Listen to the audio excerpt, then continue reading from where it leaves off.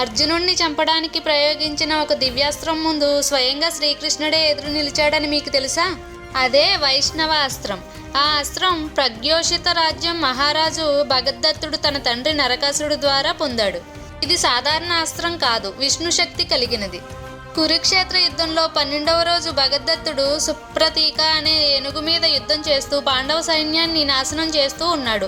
అప్పుడు అర్జునుడు భగదత్తుడితో యుద్ధం చేయడం ప్రారంభించాడు. భయంకరంగా సాగుతున్న యుద్ధంలో పరిస్థితి చాలా ప్రమాదకరంగా మారింది. అప్పుడు చివరిగా భగదత్తుడు అంకుశం మీద ఒక దివ్య అస్త్రాన్ని అర్జునుడి మీదకి వదిలాడు.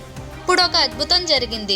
ఆ అస్త్రం అర్జునుడికి తాకే సమయానికి కృష్ణుడు రథసారథ్యం వదిలి ఆ అస్త్రాన్ని తన ఛాతిపై స్వీకరించాడు. అందరూ ఆశ్చర్యపోయేలా అది అక్కడే కృష్ణుడు మెడలో మెరుస్తూ ఉన్న దివ్య పుష్పమాలగా మారిపోయింది. కృష్ణుడు విష్ణు అవతారం కాబట్టి వైష్ణవాస్త్రాన్ని నియంత్రించగలిగారు. ఆ తర్వాత అర్జునుడు భగదత్తుడిని సంహరించాడు.